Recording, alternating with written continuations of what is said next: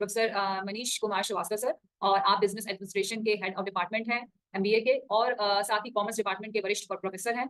तो मैं अब कुछ ही देर में सर भी जुड़ जाएंगे, तो आप लोग बस 2 मिनट का गैप ले लीजिए और फिर हम सब लोग फिर से मुखातिब। हमारे बीच में राकेश जी हैं, जुड़े हुए हैं।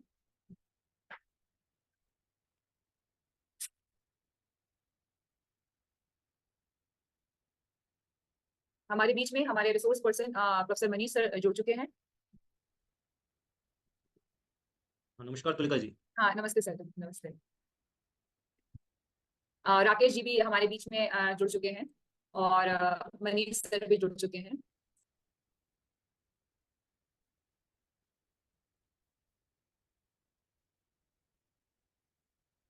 तो मैं सभी पार्टिसिपेंट से पुनः अनुरोध करती हूँ, राकेश जी से अनुरोध करती हूँ कि हमारे रिसोर्स पर्सन जो प्रोफेसर मनीष सर हैं, हमारे एमबीए डिपार्टमेंट के head of department, senior professor commerce department, और बहुत ही अनुभवी हमारे कलीग भी हैं, हमारे सीनियर हैं। और सर को मैं विशेष धन्यवाद देती हूँ। आप एनआईआरएफ में बहुत बिजी रहते हैं, रैंकिंग्स में आप जब से आए तब से हमारे विश्वविद्यालय ने बहुत प्रगति की है, और कुछ ऐसे दिशा निर्देश रहे हमारे हम लोगों को मिले आपकी तरफ से कि जिसकी वजह से हर डिपार्टमेंट बहुत आगे आया सारे इंफॉर्मेशन को देने के लिए। तो सर को विशेष रूप से धन्यवाद, और साथ ही आज के इस प्रोग्राम में आने के लिए सर का बहुत बहुत आभार है। अब मैं राकेश जी को सर को इंट्रोड्यूस कराने के लिए अनुरोध करती हूँ। धन्यवाद मैडम, और सभी प्रतिभागियों को मेरा नमस्कार। आज हम लोग 4th डे में इस सेकंड सेशन में हम लोग एकत्रित यहाँ पर हुए हैं और सेकंड लेक्चर के लिए, और हमारे बीच में हमारे ही यूनिवर्सिटी के प्रोफेसर मनीष कुमार श्रीवास्तव सर हम लोग के बीच में हैं। तो मैं शुरू करने से पहले, मतलब सर लेक्चर शुरू करें उससे पहले मैं सर को इंट्रोड्यूस कराऊंगा आप लोगों से। Professor Manish Kumar Srivastava sir as professor in the department of commerce and concurrently as head of department of business administration at our university, Deen Dayal Upadhyay Gorakhpur University. He has been awarded as the best teacher award twice, and with over 20 years of teaching experience, his expertise lies in marketing and related fields. He has published more than 50 research papers in various reputed journals of national and international repute, and he has guided 5 PhD theses and has delivered keynote addresses at various forums, national forums and international forums. And Professor Manish Kumar Srivastava sir is also the first director of ranking cell of our university, DDU Gorakhpur University. During his regime, the university has achieved various accolades, including national and international rankings, including NIRF ranking, Nature Index, Times Higher Education, THE Impact Rankings, and QS Southern Asia Ranking, to name a few. Additionally, he is active member of various university bodies, including IQAC, NAAC, Research and Development Cell, AISHE, Higher Education, and Academic Council. So, I welcome sir to deliver his lecture, and I request participate to attend the lecture very carefully and with active participation. Sir, please. Thank you, sir. Thank you, Dr. Rakesh and Dr. Tulika, for such a nice intro and a warm welcome. First of all, I would like to express my gratitude to the director of Mahamana Malviya Teachers Training Center, Professor Chandrasekhar sir, for giving me this opportunity to interact with the budding faculty members, as well as to be faculty members, as I was told that there are certain research scholars, they are also a part of this particular workshop. So the topic which I am going to discuss is entrepreneurial spectrum. And as we all know that we are discussing, it is the workshop, the title is something related with NEP. जैसा कि मुझको बताया गया है कि since doctor कुलिका और doctor Rakesh इसमें they are convening this particular event, तो उसमें साइंस के बहुत से फैकल्टी मेंबर जरूर होंगे। राकेश जी साइंस के फील्ड के तो काफी फैकल्टी मेंबर्स होंगे ही। साथ ही साथ हम लोग इसको एनईपी के अंडर इसको स्टडी कर रहे हैं, तो एक बात आती है, जो पर्टिकुलर टर्म है एंटरप्रेन्योर, ये हम सब के लिए this particular term is something related with business field, business person से रिलेटेड है, बिजनेसमैन से रिलेटेड है।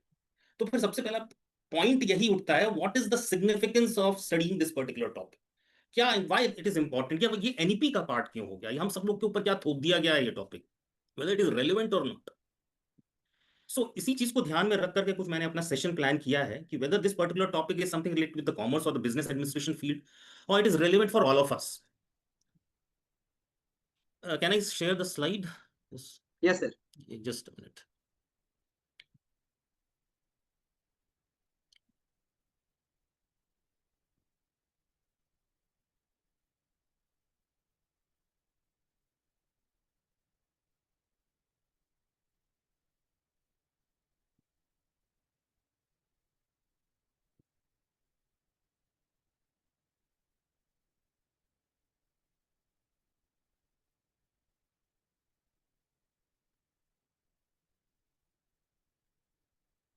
Is it visible?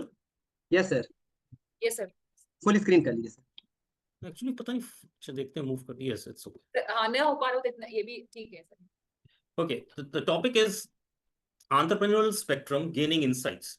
So मैंने जो सेशन को प्लान किया है, I would tell you something about the common terms related with this particular field, that is entrepreneurship. What do you mean by the term entrepreneur? What is mindset? Then what is entrepreneurial mindset? What do you mean by entrepreneurial skill? What is the meaning of the term businessman? What is the role of creativity in creativity and innovation in entrepreneurship? And then finally we will talk about the glamorous terms like startups and types of startups. ये term भी आप लोगों ने बहुत सुना होगा कि and how to form and how to establish a particular startup. Agar if you talk about the Indian economy, this is a particular data which I want to show. The population of India is somewhere around 146 crores, and the GDP is $4.19 trillion, and the GDP rank of India in the world is 4th. मतलब आप India top की 5 economies में आती, and the role of the business sector is tremendous in this particular achievement. Business sector आपको मालूम ही होगा, big corporate houses. और इसी में एक टर्म और आता है स्टार्टअप्स। ये नाम आपने सुना जरूर होगा और हो सकता है बहुत लोग जानते हैं, लेकिन ये जो इस स्टार्टअप का जो कंट्रीब्यूशन है, स्टार्टअप मतलब आप कह लीजिए, अगर हम लेकर के चले, अपनी लाइफ साइकिल चले, तो जैसे एक बच्चा होता है, एक बेबी होता है, तो स्टार्टअप हम कॉर्पोरेट फील्ड में उनको एक बेबी कंपनी कह सकते हैं। The role of these baby companies in achieving this accolade is their contribution is 5% in the total GDP. 5% का मतलब हो गया अराउंड $0.2 ट्रिलियन। $0.2 ट्रिलियन का अगर आपको एक रफ एस्टिमेट दें तो करीब $200 बिलियन इनका कंट्रीब्यूशन है। $200 बिलियन, जिसको हम बेबी कंपनीज कहते हैं। इसका मतलब कुछ ना कुछ बात तो होगी। तो चलिए उस टॉपिक पे बाद में आते हैं। Let's start with this particular term entrepreneurship. As far as this term is concerned, the basic, very crude definition of entrepreneurship is the ability and readiness to develop, organize, and run a business enterprise along with any of its uncertainties, means risk, in order to make a profit. मतलब entrepreneurship is the ability, ये आपके अंदर की एक ability है to run a business unit. If you want to run a business unit, you will have to take risk, and if you are taking risk, definitely your objective is to earn profit. So entrepreneur कौन होता है? जो right hand side में मैंने आपको दिखाया है, the entrepreneur is defined as someone who has the ability and desire to establish, administer and succeed in the new business venture along with the risk entitled to it. So if you are starting up a business unit, chances are there that you may term yourself as an entrepreneur, क्योंकि you have the risk taking capacity, आप risk लेते हो। और क्यों risk ले रहे हो? Risk इसलिए ले रहे हो कि because you want to earn profit, तो आप अपने को entrepreneur कहेंगे, और the act of doing this thing is known as entrepreneurship. Sir sorry to disturb, slide move नहीं हो रही है। हाँ, ये फुल स्क्रीन में ये प्रॉब्लम आ रही है। हाँ नहीं सर, फुल स्क्रीन मत करिए, हम वैसे कर लीजिए। हाँ ठीक, अब आप दिख रही है sir ji. Yes. So this is the definition of entrepreneurship. So entrepreneurship is the ability to take risk. And why you are taking risk? Because you want to earn profit. Whereas whosoever is doing it can be termed as an entrepreneur. या हम इसको उल्टा कहें कि जो entrepreneur होगा वो he has the ability to take risk. And why he is taking risk? Because he want to earn profit. अगर हम थोड़े से अपने कमर्शियल टर्म्स में एंटरप्रेन्योरशिप को डिफाइन करें, अभी मैं इसको साइंस स्ट्रीम के स्टूडेंट्स के साथ भी कनेक्ट करने की कोशिश करूंगा। कमर्शियल टर्म्स में एंटरप्रेन्योरशिप को डिफाइन करने की कोशिश करें तो it is the pursuit of opportunity beyond the resources currently controlled. देखिए एक बात हमेशा याद रखिए, whenever you are planning to start a new business, हमेशा there will be resource crunch, हमेशा होगा। रिसोर्स से क्या मतलब होता है? There are 5 M's which are required: men, machine, money, material and minutes. जब भी आप कोई बिजनेस स्टार्ट करते हो, आपको ह्यूमन रिसोर्स की जरूरत होती है, आपको कैपिटल की जरूरत है, आपको लैंड लेबर की जरूरत है, आपको मशीनरी की जरूरत है, इन सब आइटम्स की जरूरत होती है।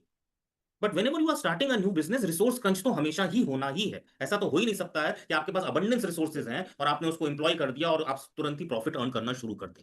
तो भले ही टाटा बिरला ने भी स्टार्ट किया होगा बिजनेस, तो उनके पास भी रिसोर्स क्रंच रहा होगा, और कल को अगर मनीष भी कोई बिजनेस स्टार्ट करते हैं तो उनके पास भी रिसोर्स क्रंच रहेगा। लेकिन इस रिसोर्स क्रंच के बावजूद, if you are seeking opportunity, the pursuit of opportunity beyond the resource currently controlled is known as entrepreneurship. तो यहाँ पे एक टर्म जो बहुत जरूरी है जिसको समझना, that is opportunity. Opportunity is just not a chance. Opportunity का मतलब बहुत होता है, उसको हम लोग समझते नहीं। Whenever we use this term opportunity in business sense, इसका मतलब होता है you are trying to start a particular business, you are trying to sell a product or service for which the customers are willing to pay more than the amount which you are investing. बहुत सारे business, अगर आपको एक data share करूं आपके साथ, तो जब भी 100 अगर बिजनेस नए स्टार्ट हो रहे हैं तो 90 बिजनेस फ्लॉप कर जाते हैं। वाई? उसका रीजन सिर्फ ये नहीं, ये जो बिजनेस स्टार्ट किए हुए हैं, because it is they are not addressing an opportunity. और अपॉर्चुनिटी कोई बहुत बड़ी चीज नहीं होती है। अपॉर्चुनिटी क्या होती है? You will have to identify a need gap. हम सब लोग रिसर्चर्स हैं यहाँ पे एक टर्म, हम लोग जब भी कोई रिसर्च करते हैं तो हम रिसर्च गैप की बात करते हैं। इसी तरह से हमारे कमर्शियल या बिजनेस लाइन में नीड गैप होता है। आप एक ऐसा प्रोडक्ट ऑफर करिए जो पिछले और जो भी प्रोडक्ट्स कंपनीज ऑफर कर रही हैं वो उस नीड को फुलफिल नहीं कर रही। मैं आपको एक बहुत ही छोटा सा एग्जांपल देता हूं। अर्लियर जब भी हमको कोई सामान खरीदना होता था, we used to visit these grocery stores, mom and pop stores या ग्रोसरी स्टोर्स जिसको कहते हैं, आज भी जाते होंगे। कोई सामान खरीदना है तो वी आर, कोई ग्रोसरी आइटम खरीदना है, we are going to visit that particular grocery store. धीमे धीमे क्या हुआ, टाइम बदला, डुअल करियर कपल्स हो गए, मियां बीवी दोनों जॉब कर रहे हैं, दे डोंट हैव टाइम। लेकिन ग्रोसरी तो उनको अब भी खरीदनी है। तो अब क्या हो गया, सिचुएशन ये हो गई, we are time poor person and cash rich person. We are time poor but cash rich person. हमारे पास टाइम बहुत कम है बट पैसा बहुत ज्यादा है। अब मैं दुकान जाके नहीं खरीद सकता हूं, मेरे पास इतना समय ही नहीं है। तो इसी में चूंकि मैंने कहा कि entrepreneur is a particular person who has the capability to take risk and capability to identify this need gap. कोई एक ऐसा पर्सन बैठा होगा, उसने सोचा होगा अच्छा ये लोग दुकान नहीं आ सकते तो क्यों ना ऐसा करें कि घर तक ही सामान पहुंचा दिया जाए। तब उसके लिए फिर उन्होंने क्या, ऑनलाइन रिटेलिंग स्टार्ट हुई। वही जो रिटेलिंग ऑफलाइन रिटेलिंग थी वो एक ऑनलाइन रिटेलिंग उन्होंने स्टार्ट किया। May be stores like Amazon और मे बी फ्लिपकार्ट, मिंत्रा, ये सारे स्टोर जो ऑनलाइन रिटेलर्स हैं, उन्होंने ये फैसिलिटी, ये नीड गैप आइडेंटिफाई किया, दे स्टार्टेड ऑफरिंग इट। देखिए सब चीज वही है, वही सामान आप खरीद रहे हो जो आप एक ऑफलाइन शॉप से खरीदते थे, लेकिन आपकी नीड बदल गई। आप दुकान नहीं जा सकते, तो you have to be creative, कुछ सोचना पड़ेगा। तो Amazon ने सोचा ऐसा कि चलो हम ऐसा करते हैं, ये प्लेटफॉर्म ऑफर करते हैं, वहां पे जाके वो सामान बुक करेगा, घर तक आपके सामान पहुंचा दिया जाएगा।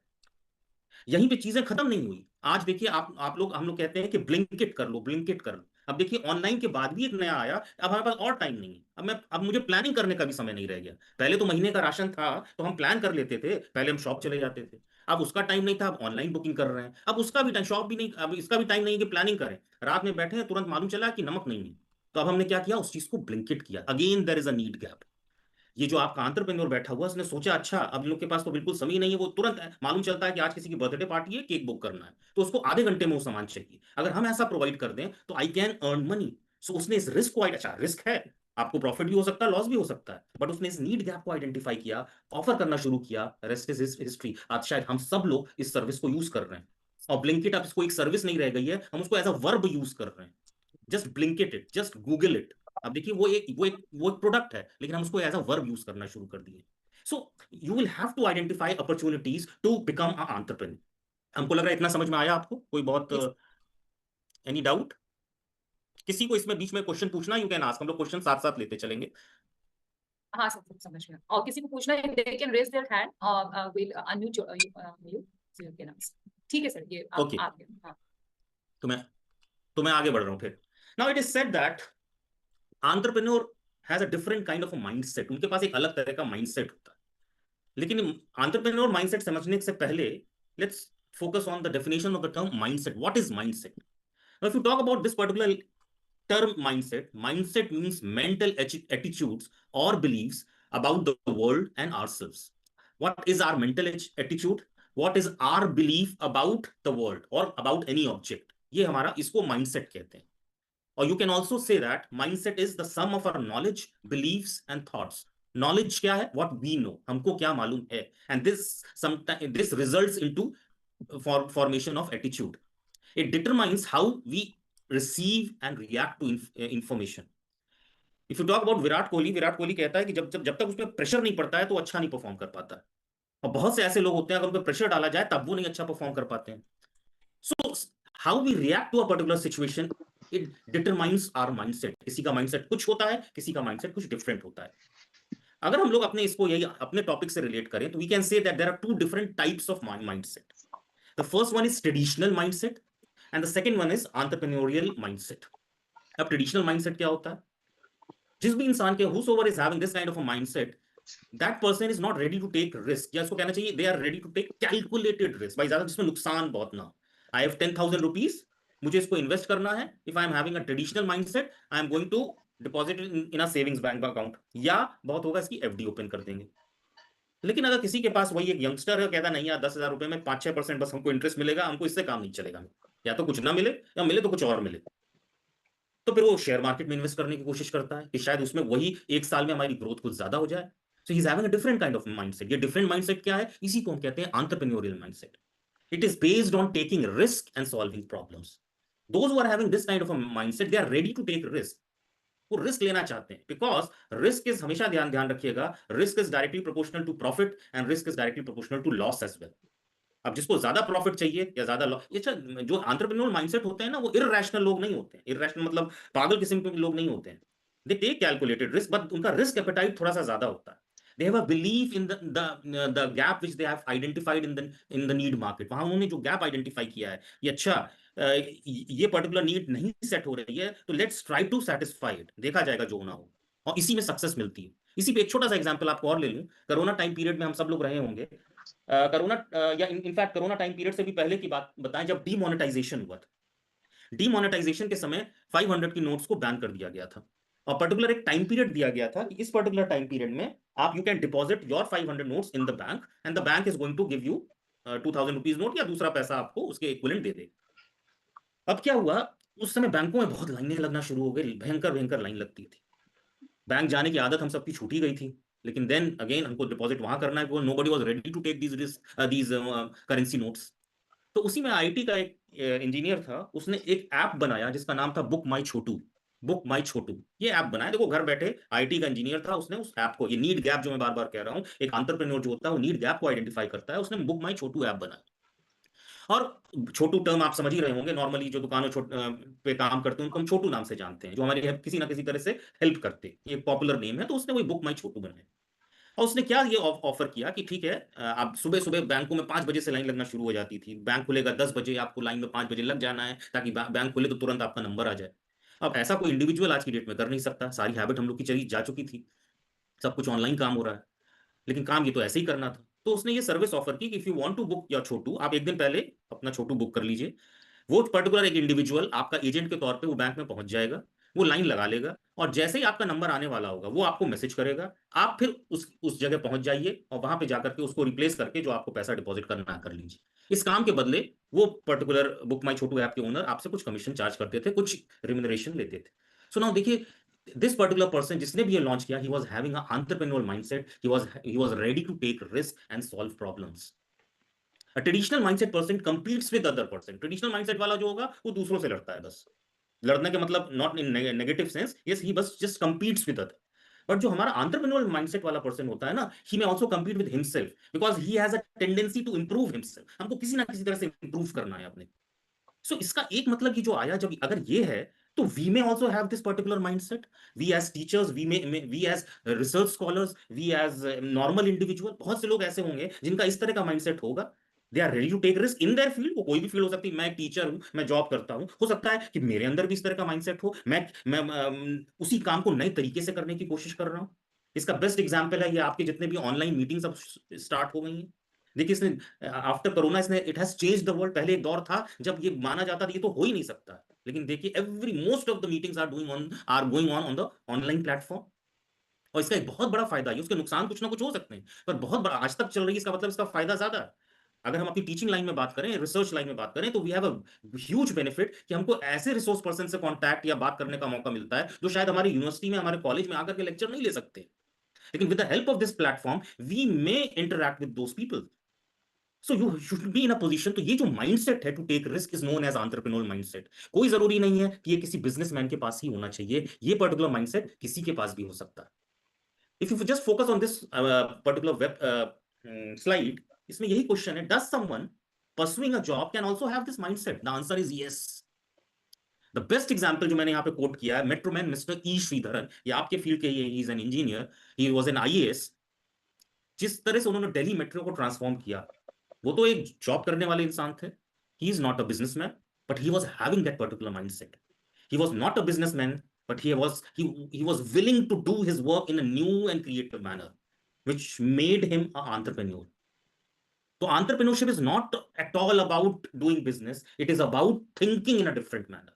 So if you are having this particular capability of thinking in a different manner, इसका मतलब you are an entrepreneur. तो इसलिए हम सब जितने भी इसके participants हैं, if we are having this particular mindset, तो इसका मतलब जो है कि this particular session will be beneficial for all of us. और शायद इसी वजह से ये जो NEP करिकुलम है, इसमें भी इसको इंट्रोड्यूस किया गया है. कि एंटरप्रेन्योरशिप का मतलब बिजनेसमैन बनाना नहीं है। एंटरप्रेन्योरशिप का मतलब इस अप्रोच को डेवलप करना, बी क्रिएटिव, ट्राई टू या be ready to take risk in which ever field you are. क्योंकि अगर हम ऐसा नहीं करेंगे so we can never grow. Any problem, any questions? No. The next thing is, एक क्वेश्चन ये हमेशा आता है कि those who are having entrepreneurial mindset, या ये कह सकते हैं कि entrepreneurial mindset, whosoever is having an entrepreneurial mindset, it is not necessary that they all are business person. But yes, or business person कह ले या they all are entrepreneur. But yes, entrepreneurs should be having entrepreneurial mindset. Entrepreneurs यहाँ मतलब हमारा जो वो लोग हैं जो बिजनेस कर रहे हैं। तो जिसके पास भी ये माइंडसेट है, तो कोई जरूरी नहीं है कि सभी बिजनेसमैन, लेकिन yes, most of the businessman, उनके पास ये माइंडसेट जरूर होता है। माइंडसेट का मतलब ready, they are willing to take risk, they are ready to be creative and innovative. आजकल इस चीज पे बहुत ज्यादा फोकस किया गया है कि that our employees should also have this particular kind of mindset. Reason क्या है? आपने गूगल कंपनी का नाम तो जरूर सुना ही होगा, आप लोग उस लाइन से हैं ही। गूगल के बहुत सारे ऐसे असाइनमेंट्स हैं, बहुत सी ऐसी सर्विसेज हैं जो उनके एम्प्लॉइज ने जनरेट की है। वो दे वेर एम्प्लॉइज, मतलब वो वहां पे जॉब कर रहे थे, but since they were having this approach, वहां पे गूगल में एक ऐसा एटमॉस्फियर क्रिएट किया जाता है, they encourage idea generation, brainstorming sessions होते हैं, और वहां पे अगर कोई एम्प्लॉय कोई आइडिया देता है तो उसका जस्ट मजाक नहीं उड़ाया जाता। ये दोस आइडियाज आर एनकरेज्ड, उनको पूरी ऑटोनॉमी दी जाती है कि okay whatever you like to think उसको प्रेजेंट करिए, लेकिन हाँ लॉजिकली प्रेजेंट करने की कोशिश करिए। अगर हम स्टीव जॉब्स की बात करें, एप्पल कंपनी के owner, he is no more now, Steve Jobs का भी यही कंसेप्ट था। He was a very proactive kind of a business person. वो अपने इंजीनियर्स के साथ मीटिंग करता था और फिर कहता था कि कुछ एक ऐसा फोन बनाइए, he was not an engineer, लेकिन जिसमें अगर 2 उंगलियों से हम उसको उस स्क्रीन को टच करें तो फोटो एनलार्ज हो जाए। और फिर देखिए आज वो काम हो ही रहा है। उसका एक ऐसा आइडिया था कि कैसे हम एक ऐसा स्मार्टफोन बनाएं जिसमें सिर्फ एक बटन हो। पहले वो ब्लैकबेरी वाले फोन चलते थे, QWERTY कीपैड वाले। BlackBerry was the first company to offer business phone, उसको कहा जाता था। स्टीव जॉब्स ने कहा नहीं, हमको एक ऐसा फोन बनाना है जिसमें सिर्फ एक बटन हो। तो उसके बाद से रेस्ट इज हिस्ट्री। आज सारे फोन तो विदाउट बटन भी आना शुरू हो गए, लेकिन दैट कंपनी ने ही वो 1 बटन फोन ऑफर करना शुरू किया था। चीजों को कितना सिंप्लीफाई किया, टच करके ही सारा काम हो जाए। जो आपने ये आईपॉड देखा है आपने, उसका उसका वो he was just mad person about making things, offering things in a mini form, miniature form. छोटे से छोटा ऑफर करना चाहता था, क्योंकि जितनी चीज छोटी होगी उतनी हैंडी होगी। आप ये आप देखते हैं जिसको आईपॉड कहा जाता है, MP3 प्लेयर, अपनी टीम से उसने कहा, उस समय सोनी का वॉकमैन बहुत ज्यादा चलता था। लोग मेट्रो में ट्रैवल करते थे, बहुत टाइम लगता था, तो जो कैसेट आता था उसमें डाल करके, जापान में ये चीज बहुत ज्यादा चलती थी। फिर उसने कहा इससे भी छोटा कोई हमको डिवाइस ऑफर करना है। सो अपने इंजीनियर से उसने कहा, तो वो इंजीनियर वो आईपॉड बना करके लेकर के आए। तो उसने कहा नहीं, अभी इसकी साइज को और कम करिए। तो उसके इंजीनियर्स ने कहा कि नहीं, it can not be reduce now, ये सबसे ज्यादा छोटा। उसके इंजीनियर हमेशा उससे परेशान ही रहते थे। तो उसने क्या किया, उस आईपॉड को वहीं पे उसका वो था, what do you call it, नहीं क्या बोलते हैं जिसमें फिशेज रहती हैं, अरे जिस एक्वेरियम। एक्वेरियम एक्वेरियम ही कहते हैं ना, यस हाँ, हाँ। एक्वेरियम में, वहीं पे उसके रूम में एक्वेरियम था, उसमें उस पर्टिकुलर आईपॉड को फेंक दिया। अब जैसे गया उस आई में, पानी में गया, एक्वेरियम में गया, उसमें पानी था, उसमें चला गया, तो उसमें से बबल्स निकलना शुरू हो गए। और जैसे ही वो बबल्स निकलना शुरू हुए तो उसने कहा कि अगर बबल्स निकल रहे हैं इसमें से, इसके मतलब उस बॉडी में कहीं ना कहीं खाली स्पेस है, और उस खाली स्पेस को आप जैसे ही कम करोगे तो उसका साइज और छोटा हो जाएगा। तो भाई जस्टिफिकेशन तो था ही उसका। तो फिर क्या हुआ, उसकी इंजीनियरिंग टीम ले गई, जो उनका सर्किट था उसमें बीच बीच में जो थोड़ा थोड़ा गैप था उसको और कम किया, जिससे उसको और छोटा हुआ, and then it was offered to the market. White goods, white goods का नाम शायद आपने सुना होगा। ये जो टीवी, फ्रिज, या टीवी क्या, कंप्यूटर, फ्रिज, इनको व्हाइट गुड्स कहा जाता था। क्यों व्हाइट गुड्स कहते थे? क्योंकि हमेशा इनका कलर व्हाइट ही होता था। Again Apple was the company जिसने इनको कलरफुल ऑफर करना शुरू किया, अलग अलग कलर में। देखिए चीज वही थी बट कलर वाज डिफरेंट, तो लोगों ने उसको परचेस करना शुरू किया।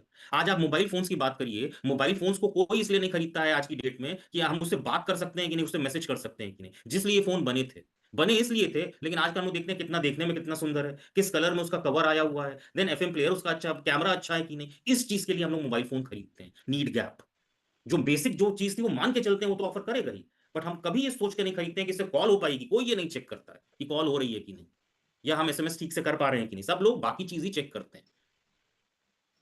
So for this, you will have to make your employees very innovative. Making employees innovative means developing entrepreneurial mindset. इसीलिए जो हमारी नेशनल एजुकेशन पॉलिसी है, इसमें इस चीज को, इस नीड को आइडेंटिफाई किया गया है कि शायद फ्रॉम द प्राइमरी एजुकेशन ये माइंडसेट डेवलप हो जाना चाहिए सब में, whether you are doing a job और whether you are doing a business, ये माइंडसेट हर जगह काम आएगा. It will make you relevant throughout your life span. फिर एक टर्म और निकल करके आता है, what is the difference between this mindset and skills. If you want to become a entrepreneur, you should have certain skills. सबसे पहले तो माइंडसेट होना चाहिए. अब हम बिजनेस वाले एस्पेक्ट पे आते चले जा रहे हैं. अब हम मान रहे हैं कि जो एंटरप्रेन्योर है, he is doing a business.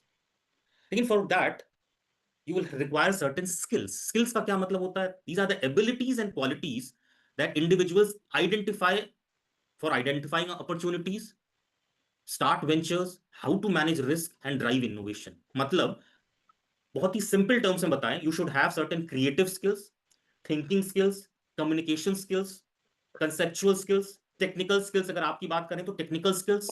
Most of the startups जो इंडिया में स्टार्ट हुए हैं, उसमें हमेशा साइंस फील्ड का कोई ना कोई इंडिविजुअल जरूर रहा. आप अगर बॉटनी से बिलोंग करते हैं तो उस फील्ड का कोई रिसर्चर रहा है जो एग्रीकल्चरल स्टार्टअप लेकर के आया. लेकिन उसको मिक्स करना पड़ता है किसी कॉमर्स या बिजनेस एडमिनिस्ट्रेशन के इंडिविजुअल के साथ, because they bring that kind of skill. आपके पास एक बिजनेस आइडिया है, आपके पास एक पेटेंट है, आपने एक प्रोडक्ट डेवलप किया है, लेकिन उसको किस तरह से मार्केट करना है, उसके लिए आपको कॉमर्स या बिजनेस एडमिनिस्ट्रेशन के स्टूडेंट की जरूरत है. तो हमेशा देखोगे जो भी स्टार्टअप प्रमोट किए गए हैं, उसमें कहीं ना कहीं एक टेक्निकल बंदा है और साथ ही साथ एक उसको मार्केटिंग वाला बंदा है, या कॉमर्स फील्ड या बिजनेस एडमिनिस्ट्रेशन फील्ड से रिलेटेड बंदा है. So if you are an entrepreneur, you require conceptual skills, technical skills, human skills and communication skills. These are the must. हो सकता है कि एक साइंस फील्ड के बंदे के पास उस तरह का कम्युनिकेशन स्किल ना हो जो कि एक मार्केटिंग फील्ड के बंदे के पास, लेकिन मार्केटिंग फील्ड के बंदे के पास, जस्ट अ मिनट, उसके पास वो टेक्निकल स्किल नहीं होता है. तो that's why both are bound to shake hands with each other. Finally अब बात करते हैं बिजनेसमैन और एंटरप्रेन्योर की. ये दो टर्म बहुत ही प्रोमिनेंट हैं इस पर्टिकुलर फील्ड में. Whether businessman and entrepreneur are one and the same thing और they are different from each other. इसका बहुत ही सिंपल सा आंसर है कि every businessman is not an entrepreneur, but every entrepreneur is a businessman. हर businessman कोई जरूरी नहीं है कि वो एंटरप्रेन्योर ही हो. क्यों? क्योंकि एंटरप्रेन्योर की डेफिनेशन क्या मैंने आपको बताई है, somebody who is willing to take risk, घबराता नहीं है रिस्क लेने से. He is ready to try new ideas को ट्राई करने की. क्यों रेडी रहता है? बिकॉज उसने एक नया नीड गैप आइडेंटिफाई किया है. अब अगर हम उसके लिए कोई प्रोडक्ट ऑफर करेंगे तो सक्सेसफुल भी हो सकते हैं, हो सकता है नहीं भी. 90%. अगर आपको एक एग्जांपल लें, एक अवंती ग्रुप करके है, सोशल स्टार्टअप है, अभी आगे मैं बताऊंगा. उसने अपना वेंचर स्टार्ट किया था, दैट वाज बहुत सक्सेसफुल नहीं रहा, बंद हो गया. लेकिन क्यों? क्योंकि वो उस अपॉर्चुनिटी को जो मैंने आपको बताया था वो प्रॉफिट में कन्वर्ट नहीं कर पाया. तो most of the company start होती हैं, लेकिन उनको उस तरह का मार्केट नहीं मिलता, इसलिए वो कन्वर्ट नहीं, वो सक्सेसफुल या प्रॉफिटेबल नहीं हो पाती. तो बिजनेसमैन और एंटरप्रेन्योर में अंतर ये होता है कि बिजनेसमैन ना रेगुलर आइडिया को अडॉप्ट करता है, क्योंकि उसका रिस्क एपेटाइट कम होता है. जैसे मान लीजिए एक ग्रोसरी स्टोर है, मैं भी बिजनेस स्टार्ट करना चाहता हूं, तो मैंने भी एक ग्रोसरी स्टोर स्टार्ट कर लिया, चलो हम भी अपनी दुकान से ग्रोसरी बेचेंगे. अगर सिर्फ हम उसी मैनर से बेच रहे हैं जिस मैनर से दूसरा दुकानदार बेचता है, मैंने सामान लगा दिया, आप मेरी दुकान पे आए, आपने कहा कोलगेट दे दो, मैंने आपको कोलगेट दे दिया, यू आर अ बिजनेस. मैं एक सब्जी वाला हूं, मैंने एक सब्जी का ठेला लगा दिया, जैसे दूसरे बेच रहे हैं वैसे हम भी बेच रहे हैं, आई एम अ बिजनेसमैन. लेकिन यही सब्जी वाला एंटरप्रेन्योर भी बन सकता है. कैसे? मैंने जो सब्जी बेचना शुरू किया, मैंने उसको हाफ हाफ 1 केजी के पैकेट में बना करके बेचना शुरू कर दिया, उसको पैक करके बेचना. नाउ देखिए यहीं पर थोड़ा सा मैंने इनोवेटिवली या क्रिएटिवली उसको सोचना शुरू किया कि नॉर्मली कस्टमर्स आते हैं, आधा 1 किलो लेते हैं, पैक्ड आइटम चाहिए. आप किसी एक ग्रोसरी स्टोर पे चले जाइए, कभी कभी वो 500 ग्राम और 1 केजी के पैकेट्स बना के दाल और चावल बेचते हैं. वो उसको बहुत ही बस पॉलिथीन में पैक कर देंगे, मशीन आती है, उससे उसको लॉक कर देंगे. उसको खरीदने में हमको बड़ा अच्छा लगता है, साफ सुथरा है. That is an entrepreneur. उसने कुछ अलग सोचा. कुछ बिजनेसमैन क्या होते हैं, आपके घर तक सामान पहुंचाने को, आपने व्हाट्सएप पे कर दिया मैसेज, वो आप तक घर तक पहुंचा दे रहे हैं, आपको जाने की नहीं जरूरत है. उसने कुछ डिफरेंटली सोचा, उसके बदले वो 50 रुपए ले भी लेता है, तो you never mind. So you are ready to take risk. That makes और that converts a businessman into an entrepreneur. But हमेशा ध्यान रखना, every businessman can not be termed as an entrepreneur, but yes, every entrepreneur is a businessman. Next चीज I तो क्या मतलब businessman are not necessary for a society? नहीं, ऐसा कभी मत सोचना कि businessman are inferior than entrepreneur और may B entrepreneur are superior than businessman. दोनों का अपना रोल है. अभी मैंने जैसे रिटेलर्स का एग्जांपल दिया, रिटेलर्स की बहुत जरूरत है, because there are certain businesses which requires scaling up, जो बस हमको वो सर्विस चाहिए, ज्यादा से ज्यादा चाहिए। हर मोहल्ले में एक रिटेलर होना चाहिए, हमको ग्रोसरी स्टोर हर मोहल्ले में होना चाहिए। तभी हमको जो नॉर्मली डेली नीड्स की जरूरत है, कभी एकदम से, फॉर एग्जांपल मॉर्निंग में एकदम से मालूम चला आपका टूथपेस्ट नहीं है, तो उसके लिए ऑनलाइन डिलीवरी पे आप नहीं जाओगे कि ऑनलाइन हम बुकिंग करेंगे तब आएगा, तब फिर जो हम ब्रश करेंगे। तब आप क्या करते हो, अपने एरिया की जो रिटेल शॉप होती है वहीं पे जाकर के कोलगेट खरीद के, पेप्सोडेंट खरीद करके चले आते हैं। तो इनका भी अपना रोल है, because they adopt a regular idea and they just scale up that particular business. Where is अगर एंटरप्रेन्योर की बात करते हैं तो they work on certain innovative idea, तो उनका अपना रोल है। So both of them are important for a society. यहां तक कोई प्रॉब्लम?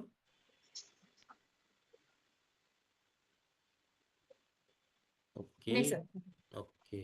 आपकी जो ऑडियंस है, प्लीज आप लोग भी कुछ बोलिए, because I really want to audience कोई लिसन कुछ फ्रॉम यू। बोलना चाहता है तो लेट मी हैंड उठाइए, हम आई अनम्यूट यू। अच्छा, म्यूट है लोग, ओके। हाँ सो हाँ हाँ हाँ, if you want to ask question, you can ask. आप you can raise your hands. ठीक है सर, आप Okay, तब ठीक तक है, हम कीजिए, आगे। फिर they'll ask question Okay, okay, no problem.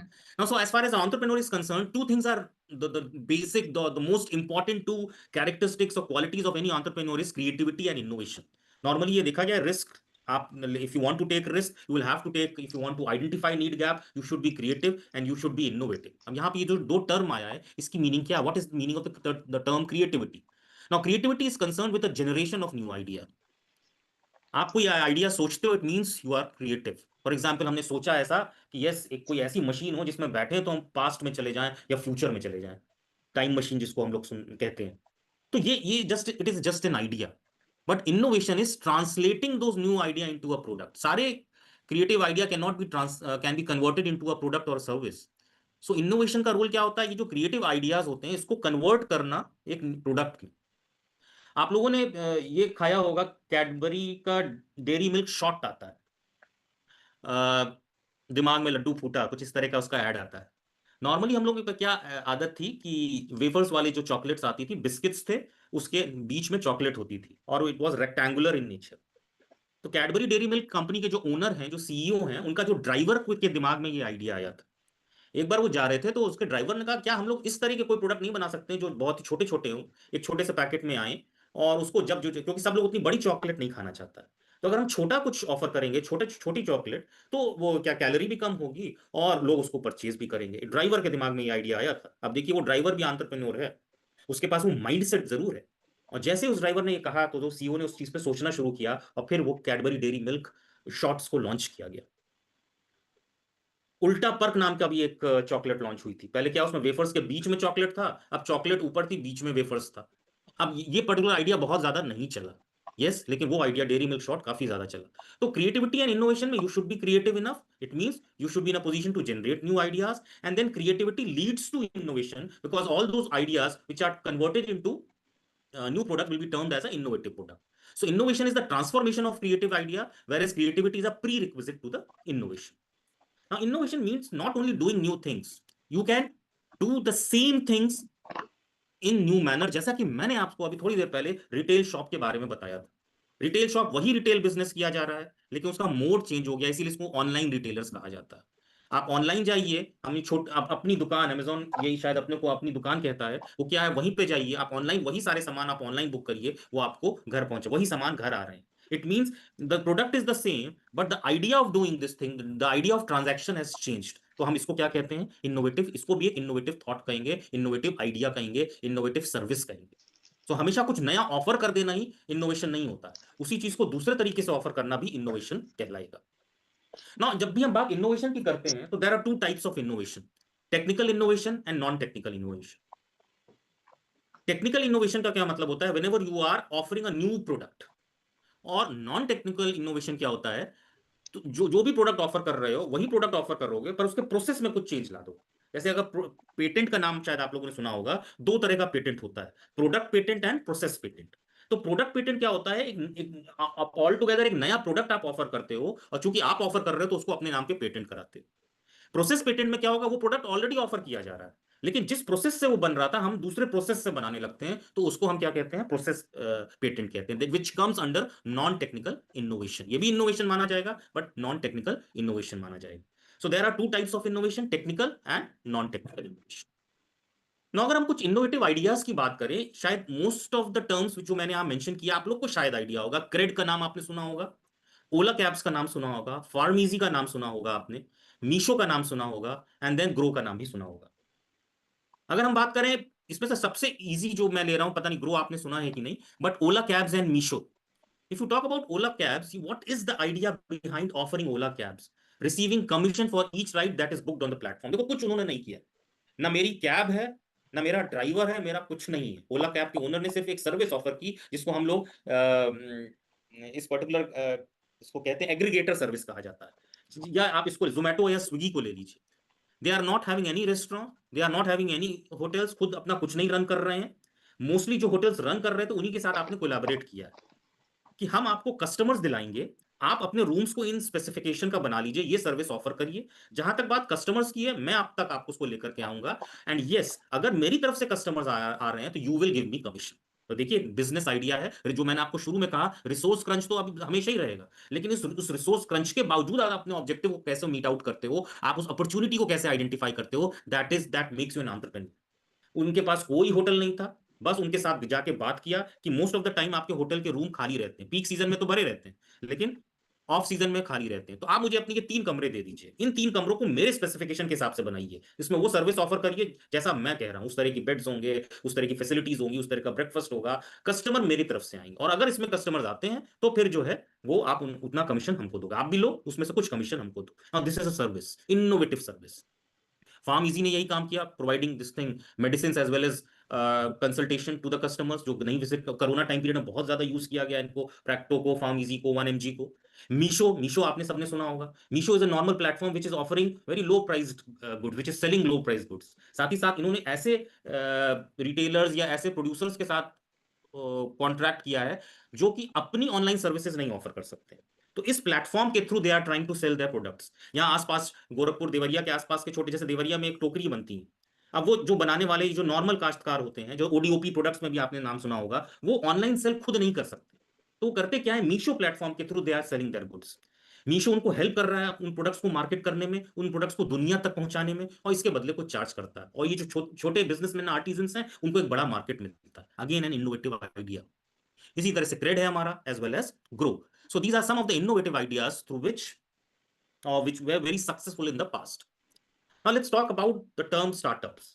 Normally entrepreneur मैंने कहा कि yes they are business person who are having certain who are working on certain innovative idea. और जब भी आप एक नई यूनिट स्टार्ट करते हो, कोई भी बिजनेस स्टार्ट करते हो, तो हम उसको स्टार्टअप कहते हैं। लेकिन आज की डेट में कोई भी बिजनेस अगर आप स्टार्ट कर रहे हो तो कुछ वो दूसरों से अलग ना हो, तो you can not, chances of being successful बहुत कम हो जाता है। सब लोग वैसे ही काम कर रहे हैं, तो अगर हम भी वैसे ही कर रहे हैं तो हम दूसरों से अलग कैसे हुए, you will have to be different. तो स्टार्टअप की जो डेफिनेशन है थोड़ी सी नॉर्मल बिजनेस से अलग।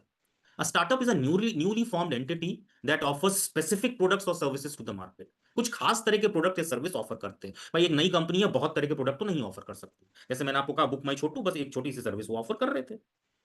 In other words, it is a company or maybe a firm which is in the initial operational stages. Innovation is essential in case of startups, because अगर आप innovation या innovative practice adopt नहीं कर रहे हो, कोई इनोवेटिव प्रोडक्ट नहीं offer कर रहे हो, या नई तरीके से नॉन टेक्निकल जो आपको बताया इनोवेशन, दोनों में से कोई एक चीज नहीं है, तो you can not compete with the big guns in the market. बहुत बड़ी बड़ी कंपनीज हैं इस मार्केट, रिलायंस भी है एक तरफ, टाटा है एक तरफ, बिरला है, उसमें अगर आप भी उसमें एंटर कर जा रहे हो उसी इंडस्ट्री में, तो कहां आप सक्सेसफुल होगे जब तक कि आप थोड़े से डिफरेंट ना हो, और इसके लिए you will have to be very innovative. तो इसलिए ये स्टार्टअप्स के लिए innovation is the key. Founders initially fund startup, देखिए अब जब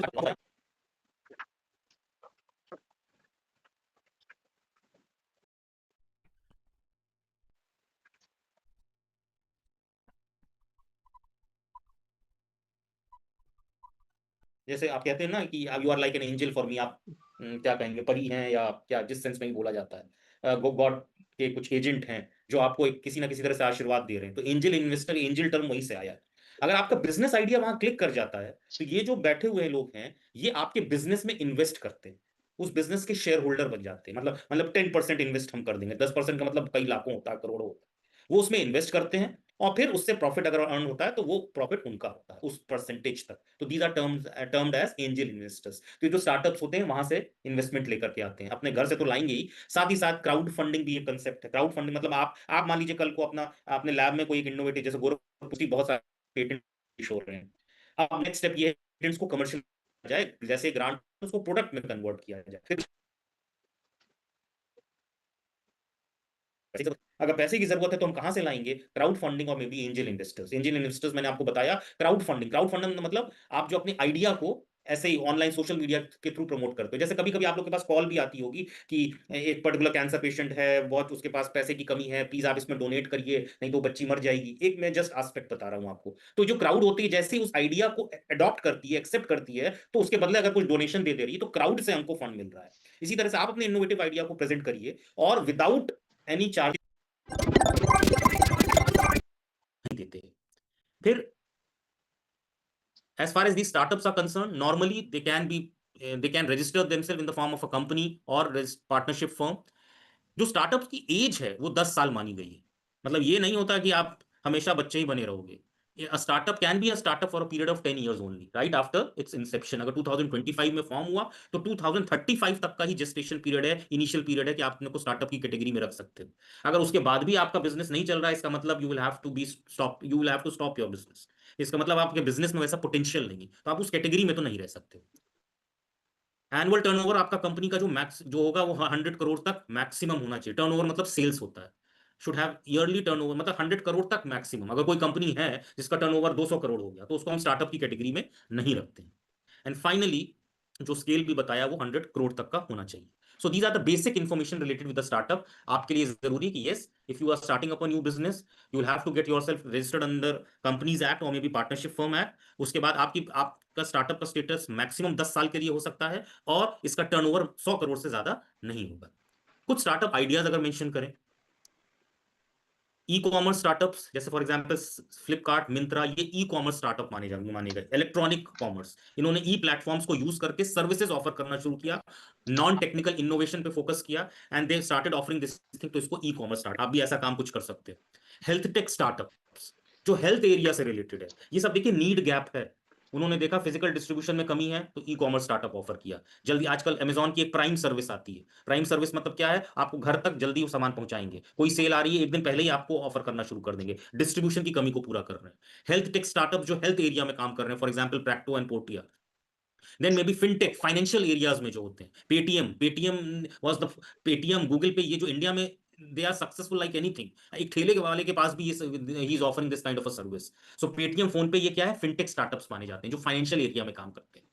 देन एडटेक स्टार्टअप्स, आजकल इनका भी बहुत ज्यादा क्रेज बढ़ रहा है। ऑनलाइन एजुकेशन, बायजूस, वेदांतु, अनअकैडमी, इन सब लोगों ने ऑनलाइन सर्विसेज ऑफर करना कि ऑनलाइन एजुकेशन प्लेटफॉर्म ऑफर किया। Everybody can get access to these kind of good teachers जो हम किसी कोचिंग में जाके नहीं कर पाते हैं। हम लोग इसकी इंपॉर्टेंस इसलिए समझ में नहीं आती हो कि हम लोग तब भी बेहतर सिटीज में रहते हैं कि जहाँ पे इस तरह के ट्यूशन सेंटर्स हैं जहाँ पे हम जा करके हम पढ़ सकते हैं। लेकिन गांव देहात में रहने वाला एक आदमी, एक बच्चा जिसको इस चीज का एक्सेस नहीं, पर उसके पास स्मार्टफोन है, उसके पास इंटरनेट कनेक्शन है, उसके लिए किसी भी बूंद से कम नहीं कि they are also in a position to study from good tutors.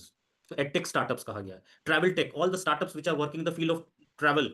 Travel tech देखिए सब में मोस्टली टेक टेक टेक जुड़ा हुआ है। टेक इसलिए जुड़ा है क्योंकि you will have to be innovative, you will have to be different from the already existing players. तो इसमें टेक्नोलॉजी का बहुत ज्यादा रोल हो जाता है। जब तक आप टेक्नोलॉजी यूज नहीं करोगे आप कुछ नहीं कर सकते हो। दिल्ली में एक सर्विस ऑफर शुरू हुई। दिल्ली में आपको हम अगर इसकी बात करें, पार्किंग स्लॉट्स, वहां पे पार्किंग की बहुत बड़ी प्रॉब्लम है कि आप पहुंचते हो, रेलवे स्टेशन पहुंच गए, पार्किंग करने, उसने मना कर दिया, नहीं पार्क कर नहीं सकते। सड़क पे गाड़ी खड़ी करोगे तुरंत आपका चालान हो जाता है।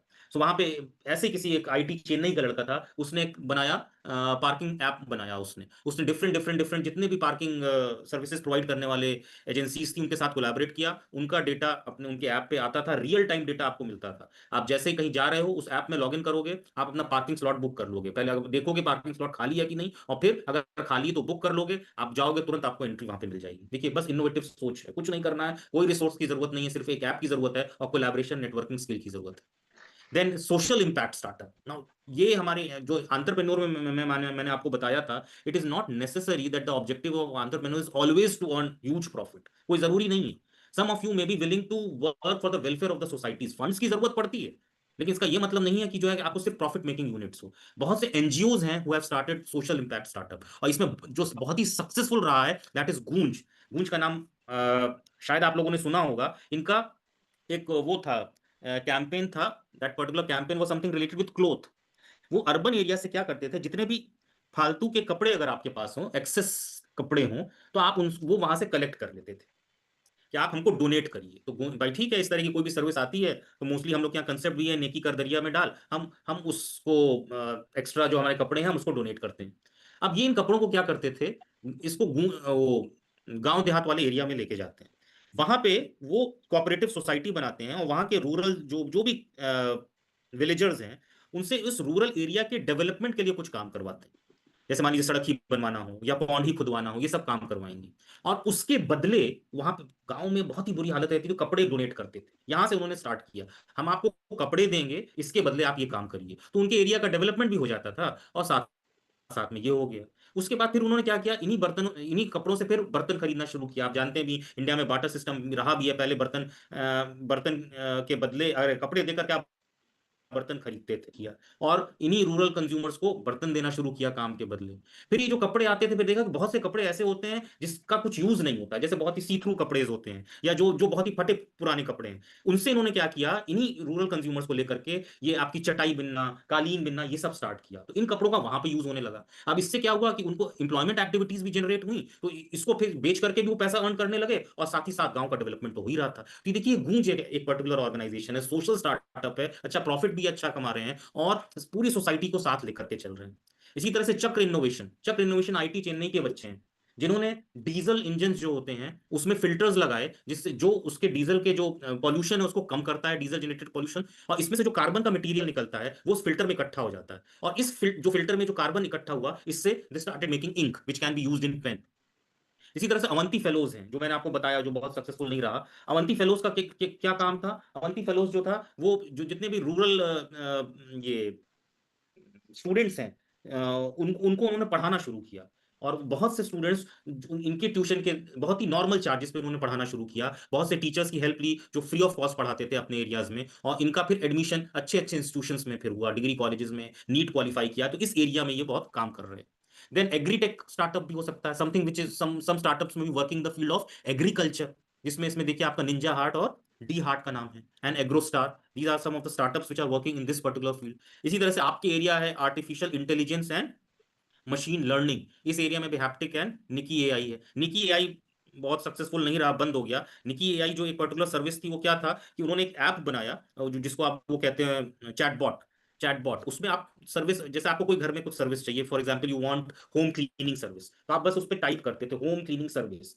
उनका ऐप ऐसा था कि वो की टर्म्स को पकड़ लेता था, कैच करेगा, they are going to catch the key terms, home cleaning. फिर जैसे वो होम, उनके साथ बहुत सारी सर्विस प्रोवाइडर्स अटैच थे, तो होम क्लीनिंग जो भी प्रोवाइड कर रहा होगा वो ऑफर करेगा कि ठीक है, मैं आपका होम को इस रेट में क्लीन कर दूंगा। जो बेस्ट रेट कोट करता था वो आपको वो रेट हमको बता दिया जाता था एज अ कस्टमर, और फिर हम उसको जैसे ही अवेल करते थे, उस कंपनी से लोग आते थे, हमारा घर क्लीन करके चले जाएंगे, and with the help of this Google पे एंड फोन पे उनका पेमेंट कर दिया जाता था। ये निकी एआई बहुत ही अच्छी सर्विस थी, जो बहुत ज्यादा सक्सेसफुल हमारे इंडियन कंटेक्स्ट में नहीं हो पाई। इसी तरह से जो हैप्टिक एंड लोकस भी कुछ एआई एंड एमएल या मशीन लर्निंग स्टार्टअप्स हैं जो लॉन्च हुए थे इंडिया में। तो दीज आर द आइडियाज। अगर आप भी इस फील्ड में काम करना चाहते हैं तो you can work on it. मतलब ये नहीं है कि स्टार्टअप किसी पर्टिकुलर फील्ड में होता है, आपको सिर्फ एक आइडेंटिफाई करना है गैप, और उसमें with the help of technology, with the help of your creative process, you can nurture that particular, you can find possibilities in that particular field.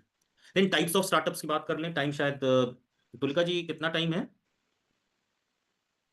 Sir है हमारे पास 5 मिनट का टाइम और है, उसके बाद से अच्छा, फिर 5 मिनट का टाइम हाँ है, ओके। सो ठीक है, मैं इसको आगे बढ़ता हूँ। Type, there are various kinds of startups, for example small startups.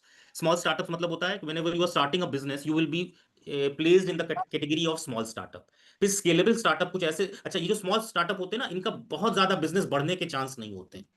Scalable startup एक ऐसे स्टार्टअप्स होते हैं जिनके बढ़ने के चांस बहुत ज्यादा होते हैं। फॉर एग्जांपल गूगल, फेसबुक, उबर और ट्विटर जब ये स्टार्ट किए थे, तो इनका जो आइडिया था वो सर्च इंजन था गूगल। लेकिन एक दौर पे गूगल ने अपने को ऑफर किया था याहू को कि यू परचेज अस, लेकिन याहू ने मना कर दिया था, और आज देखिए गूगल ने याहू को परचेज कर लिया।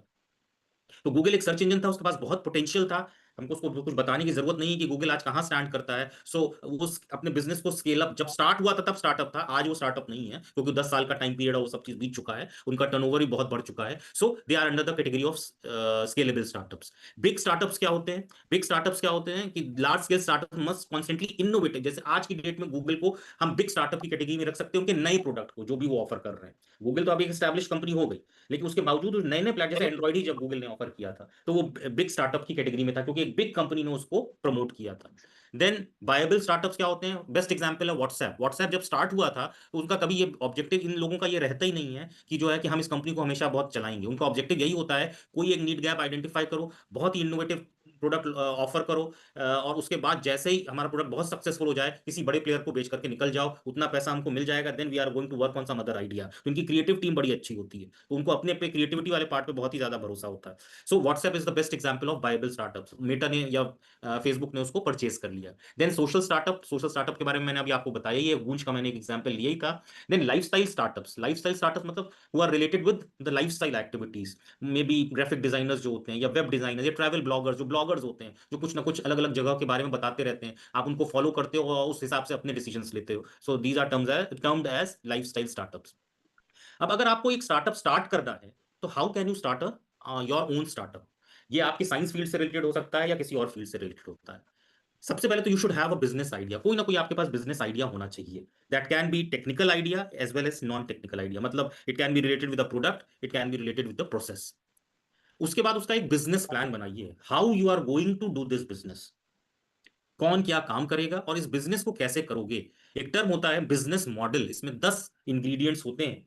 कभी बिजनेस मॉडल पे बात करेंगे तो बताएंगे। Who is your customer, who is the supplier of the service, किस तरह से सर्विस को डिस्ट्रीब्यूट करोगे, from where you are going to generate revenue, what are the components of cost, कहां पे कॉस्ट इंकर करना पड़ेगा। इन सब चीज को स्टडी करते हुए बिजनेस प्लान बनाया जाता है। जब ये बन जाता है then you will have to decide कि whether your startup will be in a form of a company और अ पार्टनरशिप फर्म। दो फॉर्म ऑफ ऑर्गेनाइजेशन होते हैं, एक कंपनी होती है, जैसे रिलायंस एक कंपनी है, और जैसे आपने बहुत सारे प्रोफेशनल बॉडीज को देखा, वो पार्टनरशिप फर्म। इंडिया में दो एक्ट हैं, कंपनीज एक्ट और पार्टनरशिप फर्म एक्ट। अगर आप पार्टनरशिप फर्म में अपने को रजिस्टर करते हो तो पार्टनरशिप फर्म कहलाओगे, कंपनीज में रजिस्टर करते हो, कंपनीज अ बिग यूनिट, आप उसमें रजिस्टर करते हो तो आप एक कंपनी कहलाओगे। Then you will have to register your business. Register your business का मतलब बहुत जगह से आपको क्लियरेंस लेनी पड़ती है, आपके पास पैन नंबर होना चाहिए, आपके पास टैन नंबर होना चाहिए, ये सारी चीजें होनी चाहिए आपके पास। Then obtain necessary licenses. मान लीजिए कभी कभी फॉर एग्जांपल जैसे आपने पेटीएम और गूगल पे की बात की थी, इनके लिए आपको आपको रिजर्व बैंक से फिर आपको लाइसेंस भी होना चाहिए। अगर आपके पास इन बॉडीज से लाइसेंस, ग्रो ग्रो का मैंने बात किया, ग्रो ऑनलाइन शेयर पोर्टल है, म्यूचुअल फंड्स और ये सब चीज आप उनसे खरीद सकते हो, तो आपको सेबी से आपको परमिशन लेनी पड़ती है इसके लिए। तो जो भी बॉडीज हैं आप उनसे परमिशन लीजिए। Then open your business bank account. Bank account normal और बिजनेस बैंक अकाउंट डिफरेंट होता है, तो बैंक में जाके बिजनेस बैंक अकाउंट खोलिए। Then hire employees, start building your brand, मतलब आपके नाम को लोग जाने। There is a difference between product and brand. जैसे हम कहते हैं ना, Google is a search engine. Search engine एक प्रोडक्ट होता है, लेकिन गूगल एक ब्रांड है। जैसे हम कहते हैं जस्ट गूगल इट, तो हम ये नहीं कहते हैं just go and search on internet, या कहते हैं जाओ बाजार से सर्फ खरीद लाओ। तो जब सर्फ खरीदने जाते हैं तो दुकानदार पूछता है घड़ी वाला सर्फ दे कि वो कोई और कुछ और नाम लेते हैं, घड़ी वाला सर्फ या फेना वाला सर्फ दे। तो आप कहते हो कि नहीं। अब जो डिटर्जेंट पाउडर को लोग सर्फ नाम से समझते हैं, देखिए इतना बड़ा ब्रांड हो गया है वो। Everything is a detergent powder, detergent powder is a product, but Surf, Fena and this thing are brand. Then build your brand, आपको आपके नाम से लोग जाने, सिर्फ ये नहीं कि कोई आप एक टीचर है बस।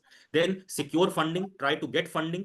फंडिंग ही सबसे बड़ी प्रॉब्लम है, तो मैंने आपको दो तीन चीज बताया, एंजल इन्वेस्टर्स या क्राउड फंडिंग या स्टार्टअप इंडिया जो हमारी गवर्नमेंट ऑफ इंडिया की स्कीम है, उसके उसके तीन स्कीम्स हैं जिससे आप फंड्स ले सकते हैं। The first one is startup India seed fund scheme, the second one is startup India investor connect scheme, and the third one is credit guarantee scheme for startups. इसमें क्या करना होता है कि जैसे आपने शार्क टैंक वाला कंपटीशन देखा था, वैसे स्टार्टअप स्कीम के अंदर गवर्नमेंट ऑफ इंडिया अपने बिजनेस आइडियाज को प्रेजेंट करने के लिए कंपटीशन कराती है। वहां पे आप अपने बिजनेस आइडिया को लेकर के जाओगे, वहां पे भी एक्सपर्ट्स बैठे होते हैं, वो आपके बिजनेस आइडियाज को सुनेंगे, and if it is selected, अगर वो सेलेक्ट हो जाता है तो गवर्नमेंट ऑफ इंडिया अलग अलग फंड्स के थ्रू, अलग अलग स्कीम के थ्रू आपको फंडिंग प्रोवाइड करती है। And last but not the least, stay compliant. ये determination, perseverance and hard work इसमें जरूरी है। You will have to be patient. कोई भी आइडिया इतना जल्दी कन्वर्ट नहीं होता एक सक्सेसफुल प्रोडक्ट में। So try to be patient if you have believe in your idea, और अगर आप करेक्ट डायरेक्शन में बढ़ रहे हो तो definitely you will get success. That's it from my and. These are some of the examples of normal individuals like us जो कि एंटरप्रेन्योर बन गए. Ritika Sharma, founder director of house of beauty, ये जस्ट एक एम्प्लॉय थी. कोविड में इनकी job चली गई तो फिर इन्होंने ये काम शुरू कर दिया. She is a very successful lady. Then Jaspreet Dhingra, CEO business and networking club. ये भी एक बैंकर थे और उन्होंने कोविड के बाद ये बिजनेस स्टार्ट किया और इनकी कंपनी 1000 से ऊपर एम्प्लॉइज को एम्प्लॉय की हुई है. Then Arham Pratap Jain, founder of Trucknetic. So ऐसा नहीं है कि एक नॉर्मल इंडिविजुअल एक बड़ा बिजनेसमैन नहीं बन सकता, एक बड़ा एंटरप्रेन्योर नहीं बन सकता. If you are having that entrepreneur mindset, you can definitely convert yourself into a giant icon. Thanks a lot. Any questions? Thanks, sir. And now I will request the participants, if they want to ask anything, they can. Because some of you are, I know, are also working in the field of pharmacology and the pathology and other fields also. So yes, I see one name. Neeta Singh, yes, madam. Yes, yes.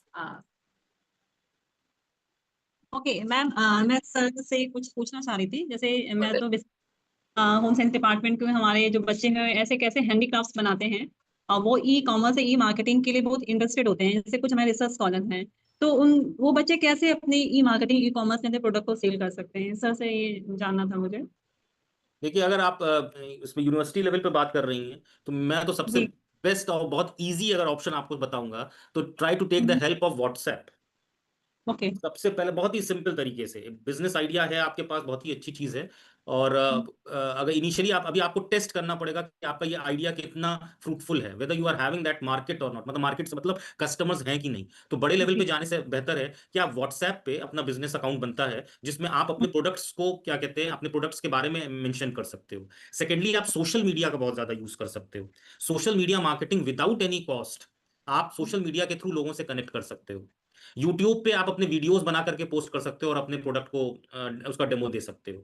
तो social media marketing चाहे Instagram हो गया या WhatsApp हो गया या YouTube हो गया, यहां से आप अपने आइडियाज को पहले डेमोन्स्ट्रेट करिए. देखिए कि वाकई में आपका आइडिया में कुछ वर्थ है कि नहीं. जो मैंने आपको बात बताई थी अपॉर्चुनिटी, लोग इसको पसंद कर रहे हैं कि नहीं. अभी तो हमको इनिशियली हर माँ बाप को अपना बच्चा अच्छा लगता है, लेकिन वाकई में सोसाइटी में वो कितना सक्सेसफुल होगा वो हमको पहले चेक करना होगा. तो यहां से आप थोड़ा सा स्केल अप करना स्टार्ट करिए, तो आपको अपने आइडिया का वर्थ मालूम चल जाएगा. और अगर होगा देन तो नेक्स्ट मैंने आपको जैसे प्लेटफॉर्म्स बताए हैं, मीशो, आप इसको कोऑपरेटिव सोसाइटी में कन्वर्ट करवाइए. कोऑपरेटिव सोसाइटी में कन्वर्ट करा करके देन आप मीशो प्लेटफॉर्म पे अपने को रजिस्टर कर सकते हो या कोई और. सर जैसे सर अमेजोन, फ्लिपकार्ट, यो मीशो में अगर प्रोडक्ट को सेल करना तो किस वे से करना होता है? अगर सपोज कहिए हमने अपने प्रोडक्ट की पॉपुलैरिटी, हमने लोगों को पब्लिक डोमेन में उसको पॉपुलर कर लिया और उसको बहुत लोगों ने लाइक कर लिया, तो उसको आगे कैसे इनिशिएट करना है फॉर द ई मार्केटिंग? मुझे अमेजोन तो सबसे पहले तो जैसे मैंने बताया ना कि जो आपको एक चीज बहुत जरूरी है, अपने को एक लीगल एंटिटी में कन्वर्ट करना पड़ेगा. इंडिविजुअल्स के थ्रू नहीं हो सकता है, एक लीगल स्ट्रक्चर बनाना पड़ेगा. या तो आप अपने को कोऑपरेटिव सोसाइटीज एक्ट में रजिस्टर कर लीजिए,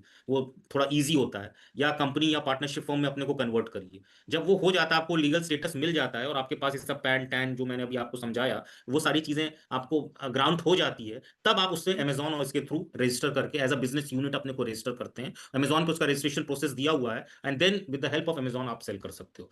अब वो आपके प्रोडक्ट को वहां पे डेमोन्स्ट्रेट करेंगे और अगर कोई ऑर्डर करता है तो वो ऑर्डर आपके पास आ जाएगा, अमेजॉन के थ्रू आपके पास आएगा और आप सप्लाई करोगे. लेकिन आपको स्टार्ट मीशो के लिए, मीशो पर प्रोडक्ट को सेल करना सेम ये सब, हाँ, सबके जगह यहीं पर. Okay, thank you sir. Thank you sir for clearing the doubt. और मुझे लगता है कि ऐसे हम लोग बुक्स भी सेल करते हैं और बुक्स के लिए भी कई प्लेटफॉर्म हैं जिसमें हम अपनी बुक्स को, apart from Flipkart and Amazon we all know, और इसके अलावा भी बहुत सारे प्लेटफॉर्म्स हैं जहाँ पे हम अपनी बुक्स को भी कर सकते हैं. जी उदय जी, आप क्वेश्चन पूछ सकते हैं. नमस्ते सर. नमस्ते मैम. सर मेरा बस एक छोटा जानना है कि सेल्फ एम्प्लॉय और बिजनेसमैन में क्या अंतर है? सेल्फ एम्प्लॉय की सेल्फ प्रोफेशनल या एम्प्लॉय की बात कर रहे हैं? नहीं सर, सेल्फ एम्प्लॉय की बात कर रहे हैं. जैसे आपने बताया कि एक दुकान खुलती है, कस्टमर आते हैं, हम वहां से प्रोडक्ट उसको दे दिए, हम बिजनेसमैन हो गए. अगर ये बिजनेसमैन हो जाएगा तो सेल्फ एम्प्लॉय कौन रहेगा? हाँ, चलिए ठीक. जहां तक बात है एम्प्लॉय की होती है ना, वो एम्प्लॉय एक ऐसा इंसान होता है जो उस दुकान पे काम कर रहे हैं. मान लीजिए हमने एक दुकान खोली तो और मैंने एक बंदे को रखा अपने यहाँ जो हमको किसी तरह से हेल्प प्रोवाइड कर रहा है, मटेरियल अरेंज कर रहा है या मार्केट से ऑर्डर लेकर के आ रहा है, तो वो एम्प्लॉय होगा. एम्प्लॉय को सैलरी दिया जाता है. अच्छा। और जो हाँ एम्प्लॉय को हमेशा आप सैलरी देते हैं या इंसेंटिव पे रख सकते हैं। आजकल एक नया चला है कि अगर मान लीजिए मार्केटर है, वो जा करके ऑर्डर लेके आएगा या सामान बेचोगे तब हम तुमको कुछ इंसेंटिव देंगे, तो वो जी सैलरी या इंसेंटिव पे काम करते हैं एम्प्लॉय। जैसे हम सब लोग कहीं किसी इंस्टीट्यूशन में पढ़ाते हैं तो हमको सैलरी मिलती है तो हम एम्प्लॉय हुए, ठीक है। साथ ही और जो बिजनेसमैन होता है, जिसका वो बिजनेस होता है, जी उसको हम बिजनेसमैन कहेंगे। जो उसका ओनर होता है उसको जी। हम बिजनेसमैन कहेंगे। नहीं सर, जैसे मान लीजिए कई लोग मिलके एक टीम बना के अगर वर्क हाँ, करते हैं अगर कल कई तो लोग मिलकर के एक टीम बना के काम करते हैं तो देखिए, जी जैसे मैंने अभी आपको कहा लीगल स्ट्रक्चर देना रहता है, तो आप एक पार्टनरशिप फर्म बना करके काम कर रहे हैं। जी तो अगर पार्टनरशिप फर्म बना के कर रहे हैं तो उसमें जितने लोग, मान लीजिए हम 3 लोग मिलकर काम कर रहे हैं, तो हम सब पार्टनर कहलाएंगे और हम सब उस कंपनी के पार्टनर कहलाएंगे और हम तीनों बिजनेसमैन भी होंगे। नहीं सर, अगर मान लीजिए कोई फार्मर है और टेक्निकल खेती कर रहा है हाँ तो वो हाँ। किस श्रेणी में आएगा? अगर फार्मर है और टेक्निकल खेती कर रहा है, वो अपना रन कर रहा है, तो आप बिल्कुल उसको बिजनेसमैन कह सकते हो। बिल्कुल वो बिजनेसमैन होगा, वो एम्प्लॉय नहीं होगा। एम्प्लॉय नहीं कहेंगे उसको। अच्छा। हाँ, तो एम्प्लॉय का बात हमेशा इम्प्लाई ध्यान रखिए। एम्प्लॉय जी हमेशा ये चीज रखिए कि जी जिसको भी सैलरी मिल रही है, जैसे मान लीजिए हम बड़े ग्रुप्स को भी ले लें, जी जैसे टाटा वाटा ग्रुप को भी ले लीजिए, वहां जी पे जो सीईओ होता है, जी। वो उसको हम क्या कहते हैं, बिजनेसमैन नहीं कहते हैं। सीईओ को हमेशा कंपनी सैलरी देती है जी और प्रॉफिट में हिस्सा भी देती है, ठीक है। और नॉर्मली मैनेजिंग डायरेक्टर्स और इंजीनियर्स ये सब भी, तो सब एम्प्लॉय होते हैं कंपनी। नहीं सर, जैसे मान लीजिए एजेंसी कोई किसी ने डाल रखा है, सपोज करिए कार की एजेंसी डाल लिया हाँ, तो आप या बिजनेसमैन, आप बिल्कुल आप बिजनेसमैन होंगे। या नहीं जैसे एंटरप्रेन्योर मैंने बताया, आप इनोवेटिव चीजें अडॉप्ट करते हैं तो आप अपने को एंटरप्रेन्योर कह सकते हैं, नहीं, पर आप एंटरप्रेन्योर तो बिजनेसमैन होगा हैं, सर जब कोई एम्प्लॉय नई नहीं। नई चीज होगी। अगर एजेंसी हमने डाल रखा है तो हाँ, एंटरप्रेन्योर तो होंगे ही नहीं सर। और नहीं नहीं, एजेंसी देखिए में देखिए, आप एंटरप्रेन्योर और बिजनेसमैन में कंफ्यूज इस तरह से मत करिए। मैंने ये जैसे बताया आपको, एक एंटरप्रेन्योर एक बिजनेसमैन होता है, जी लेकिन उसी जो कोई जरूरी नहीं है हर बिजनेसमैन एंटरप्रेन्योर हो। उसका कहने का मतलब क्या होता है, एक अगर आप सेट आइडिया पे काम करते हो, तब हम, जी जैसे आपने कहा कि कार एजेंसी हमने लॉन्च की है, कार जी एजेंसी बहुत लोग लॉन्च किए हैं, जी वो एक टाइम टेस्टेड फॉर्मूला है, कर रहे हैं। आपकी कार एजेंसी है तो आप इंप्लॉय नहीं हुए, आप बिजनेसमैन हो गए।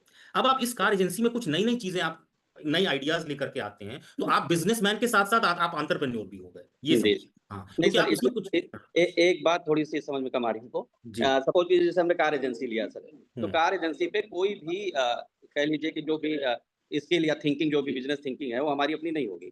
हम्म, उनका अपना चार्ट होगा एजेंसी वालों का, उनका अपना बिल्कुल। कमीशन हाँ होगा, हाँ उनका हाँ। अपना सब कुछ होगा, किसी का उसमें हम्म अलग नहीं होना। हम्म। मतलब हम एजेंसी लेके भी उन्हीं को फॉलो करते हैं एक तरह हाँ, से। अब इसको थोड़ा सा मैं आपको वो करता हूँ। जी जब भी आप किसी की एजेंसी लेते हैं, जैसे मान लीजिए आप हुंडई की आपने कार एजेंसी ली, जैसे गोरखपुर में बीआर हुंडई करके एक, जी जी हाँ आपने एजेंसी ली, तो हुंडई अपने रूल्स एंड रेगुलेशंस फ्रेम करता है कि आपको ऐसे ही करना है। जी। लेकिन जो भी एजेंसी ओनर होते हैं, उनके पास भी हल्का सा डिस्क्रिशन वो हमेशा दिया रहता है। जैसे मान लीजिए, छोटी सी बात बता रहे हैं, एक कार 10 लाख की बिकती है, ठीक जी है। आप, लेकिन आपने बीआर हुंडई के ओनर हैं, मैं जी आपके पास पहुंचा, आप हमको जानते थे, अरे जानते थे, आपने हमको वही कार 9.5 लाख रुपए में दे दी, जी जी। ठीक है। आपके पास ये डिस्क्रिशन है कि आप 50,000 रुपए तक का डिस्काउंट दे सकते हैं।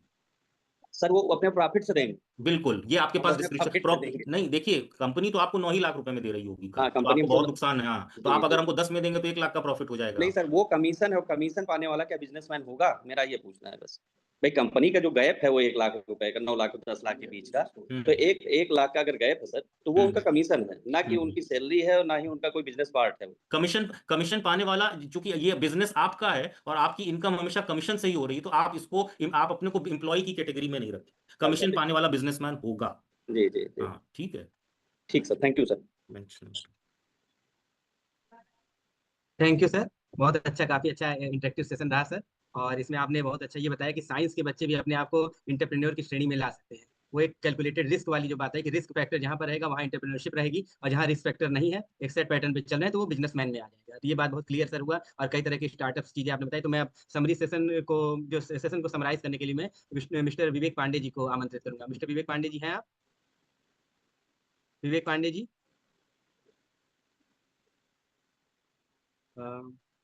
एक चीज जी मुझे जो बहुत अच्छी लगी कि कम से जी कम सर। कुछ क्वेश्चंस बाद में पुट अप हुए हैं, तो नहीं इससे सर, बहुत सही मोनोटोनस सेशन हो क्वेश्चंस, जाता है। दिमाग में और हम भी क्वेश्चंस आ रहे थे। हमें लगा कि अब जो ऑर्गेनाइज किया है वही इतना सारा क्वेश्चन पूछ रहा है, क्योंकि बहुत इंपॉर्टेंट है। पेटेंट के बाद, कॉपीराइट के बाद कैसे हम लोग इसको मार्केट में ले जाएं, और डर लगता था। आपने सही बोला कि शार्क टैंक जो आ गया, उससे हम लोगों को लगा कि भाई इतना डरने की जरूरत नहीं, क्योंकि एक निश हेयर, एक बहुत छोटी सी चीज मैंने देखी कि एक लड़की निश हेयर लेके आई और आज उसका बिजनेस जो है वो करोड़ों का है और लोग यूज कर रहे हैं। और बहुत नॉर्मल चीज है कि मेकिंग अ स्मॉल पार्ट, आप नॉर्मल हेयर से, जो वो बोलती थी कि हम तिरुपति में जाते हैं अपना बाल उतार देते हैं, उससे कई लोगों को अच्छा फील हुआ, फील गुड के लिए हम लोग ये करते थे। तो शी गॉट एन अपॉर्चुनिटी। तो इसी तरीके से हम लोग से डरते हैं और अपने एरिया के बच्चे स्पेशली, और हम लोग भी कुछ थोड़ा डरते ज्यादा है। और वेस्ट में कहा जाए ज्यादा माइंडसेट है एंटरप्रेन्योर स्किल का। हम लोग अभी भी सरकारी नौकरी, सरकारी चीजें और सरकारी स्कूल पे ज्यादा ध्यान देते हैं, जबकि करोड़ों का और आराम से बिजनेस जो है वो कुछ ही साल में हम लोग कर सकते हैं। बस एक माइंडसेट डेवलप होना चाहिए, जिसकी बिल्कुल। आपने आपको बात इसमें एक चीज बता दें कि हमारे गोरखपुर यूनिवर्सिटी में बिजनेस एडमिनिस्ट्रेशन के कुछ स्टूडेंट्स ने जी ये द शेख बार करके एक वो ओपन किया है यूनिट। बहुत ही छोटे लेवल से स्टार्ट जी किया है, पंत पार्क के सामने लगाते हैं, जी 2-3 बच्चे मिल करके हैं, अलग अलग तरह की हाँ कॉफीज और मॉकटेल्स प्रोवाइड करते हैं।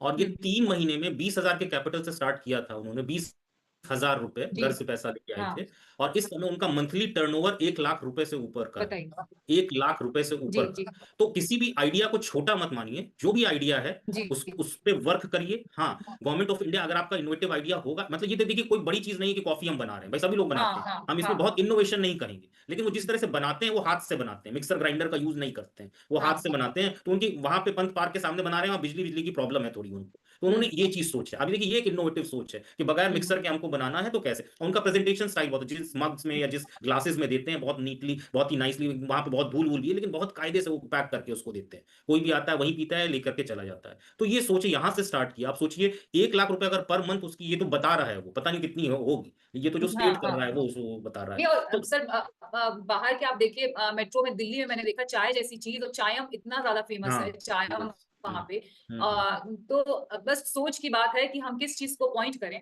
तो जैसा राकेश जी ने बोला, हम विवेक जी शायद समरी देने वाले हैं। धन्यवाद विवेक जी, काफी कम्प्रिहेंसिव समरी आपने पेश की। सर के भी चेहरे पे एक मुस्कुराहट आ गई।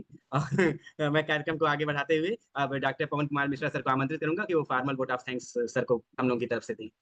Sir, doctor Pavan Kumar Mishra sir. Madam sir को अनम्यूट कर दीजिए। एक हाँ सर, आप अपने आप को भी इंट्रोड्यूस कर दीजिएगा, तब आप बताइए। बहुत बहुत धन्यवाद मैडम, ये अवसर प्रदान करने के लिए। सभी को सादर प्रणाम। मैं doctor Pavan Kumar Mishra, education department से, Saint Joseph college for women Gorakhpur से। आज का ये सेशन मैं कहाँ से शुरू करूं और कहाँ खत्म करूं, कुछ समझ में नहीं आ पा रहा है, क्योंकि ये इतना नाम ही इसका कठिन है, एंटरप्रेन्योरशिप जो है, कि ये तो बोलने में भी 1-2 बार जो है सोचना पड़ता है कि मैं क्या बोलूं। लेकिन सर ने इतने कठिन विषय को इतने बेहतर ढंग से प्रस्तुत किया कि ये तो मेरे लिए बड़ा ही गर्व की बात है कि मैं इस प्रोग्राम में जुड़ करके और इसको मैं समझा जाना। बहुत ही व्यवहारिक ढंग से सर ने बिजनेस के बारीकियों को समझाया। आज मैं जान पाया कि सर को बेस्ट टीचर का अवार्ड निश्चित रूप से मिलना चाहिए था, इससे भी बड़ा कोई अवार्ड हो तो मिलना चाहिए, क्योंकि सर ने जितना व्यवहारिक ढंग से एग्जाम्पल्स लिए हैं हमारे घर के अगल बगल रोजमर्रा की जिंदगी में, जिन चीजों का हम इस्तेमाल करते हैं, जिनका हम प्रयोग करते हैं, जिनके बगैर आज के डेट में जिंदगी अधूरी है, ऐसे एग्जाम्पल्स को रख के हमारे सामने उन्होंने इतने कठिन टॉपिक को जो है इतना सरल तरीके से समझाया। और मैं तो ये भी कह रहा हूँ कि अब जब से मैंने सर का सुना है जो है ये लेक्चर जो है, तब से मैं अगल बगल एक गैप ढूंढ रहा हूँ कि मैं भी एक स्टार्टअप शुरू करना चाहूँ कि मैं कहाँ से कर सकता हूँ जो है। इस तरह से मेरा एक दृष्टिकोण बदला हुआ है जो है। तो मैं इन सब बातों के लिए विशेष धन्यवाद देते हुए सभी अपने पार्टिसिपेंट्स की तरफ से जो है, सर ने अपने व्यस्ततम समय से जो समय निकाला है और हम लोगों को इतना ज्ञानवर्धन किया जो है, उसके सभी पार्टिसिपेंट्स की तरफ से, श्रोताओं की तरफ से सर आपको बहुत बहुत धन्यवाद। धन्यवाद के क्रम में मैं एमएमटीसी के डायरेक्टर चंद्रशेखर सर को भी बहुत बहुत धन्यवाद देना चाहूंगा, जिन्होंने इस तरह के कार्यक्रम का आयोजन करवाया और हम लोगों को इस नवीन और नए जानकारियों से ओतप्रोत होने का मौका प्रदान किया। धन्यवाद के अगले क्रम में मैं डॉक्टर तुलिका मिश्रा और डॉक्टर राकेश पांडे जी को भी धन्यवाद देना चाहूंगा, जिन्होंने इस तरह से प्रोग्राम किया, कुछ इस तरह से गाइड किया और समय समय पर इस तरह से अपडेट दे करके हम लोगों को जो है निरंतर इस प्रक्रिया से जोड़े रखा और समय समय पर जो भी डेफिनेटली मैं जो कर सकता हूँ बिल्कुल एज अ कंसल्टेंट मैं आपकी बिल्कुल हेल्प करूंगा। Thank you sir. यूनिवर्सिटी की बात है तो उसमें तो कोई बात ही नहीं है। जी जी जी सर, जी sir, thank you sir, thank you. Thank you sir, और सभी को you. थैंक्स। अब हम लोग फिर कल मिलते हैं। Thank you Tulika ji, thank you Rakesh ji. जी नमस्ते सर। Thank you. नमस्ते।